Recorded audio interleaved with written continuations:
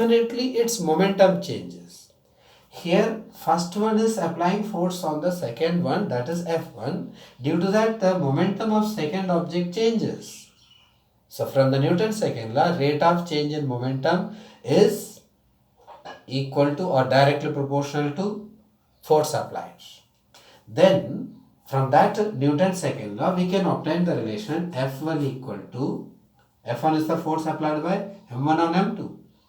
We can have the rate of change in momentum, that is M2V2 minus M2U2 upon T. T is the time in which the momentum changes.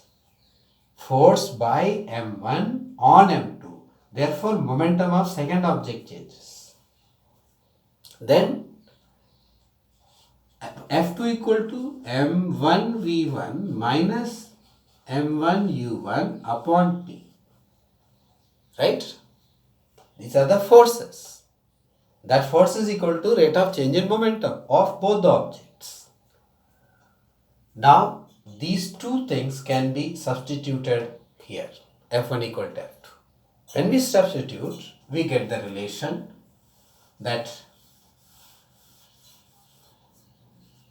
for F1 we are putting this value, F2 this one. So M2V2 minus M2U2 upon T equal to minus this one, M1V1 minus M1U1 upon T.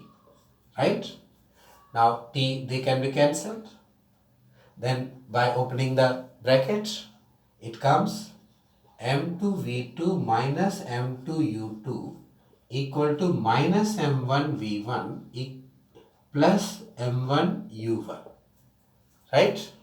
Now, changing the terms, transposing the terms, we get M1U1 plus M2U2 equal to M1V1 plus M2V2.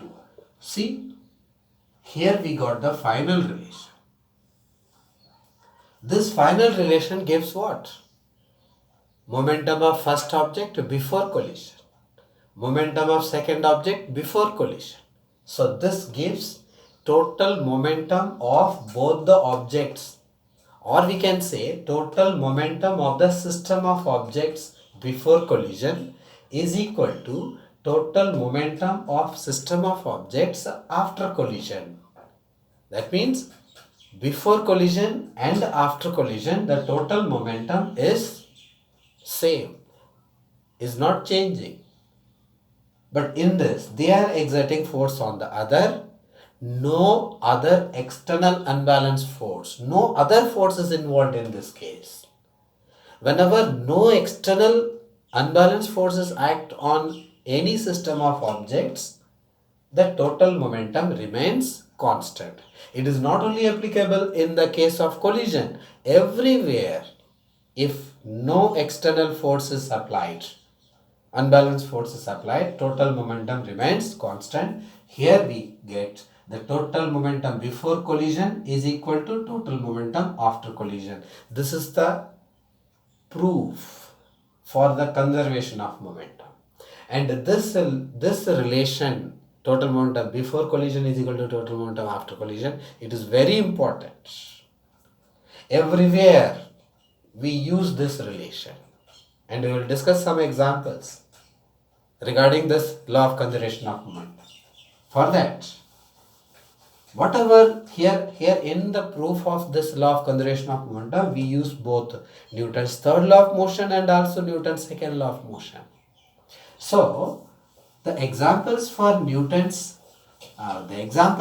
law of conservation of momentum is the same examples of Newton's third law of motion. Newton's third law of motion. Whatever the examples we mentioned in Newton's third law of motion, they are all applicable in the law of conservation of momentum also. Right? Now here also we can discuss some examples of law of conservation of momentum. One example, that is, while the firing, when we fire the gun, That is, we call it as it is example of law of conservation of momentum. Law of conservation of momentum. See, the first example that we call recoil of gun. Recoil of gun means what? When a bullet is fired from a gun, suppose, let us take, this is the gun, right? Approximately, we make like this structure, a trigger. And let us take the mass of gun is capital M. Inside the gun, we have a bullet. The bullet has mass small m. Now the gun is loaded. The gun and the bullet. Before firing, both are at rest. Before firing, both gun and bullet are at rest. So their velocity is same. That is 0.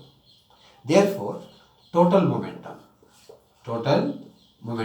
When anything is at rest, momentum is 0. Here total momentum before firing equal to 0. Once it is fired, the gun and the bullet, they are separated. The bullet moves in the forward direction. The bullet moves in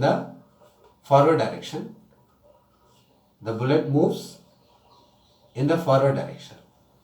Let us take the velocity of that bullet moving in the forward direction is v and its mass is m. And the gun is also moving in the backward direction. That is, its velocity is taken as capital V. See, before firing, both are at rest, total momentum is 0. But after firing, the bullet moves in the forward direction due to the force exerted by gun on the bullet. While the bullet is moving out, the bullet also exerts force on the gun. So the gun also moves in the backward direction. Bullet moves in the forward direction, gun moves in the backward direction. In this situation, in this motion, no external force is applied. No external unbalanced force is applied. So, we can say that the total momentum before firing, total momentum after firing are equal. Now, after firing,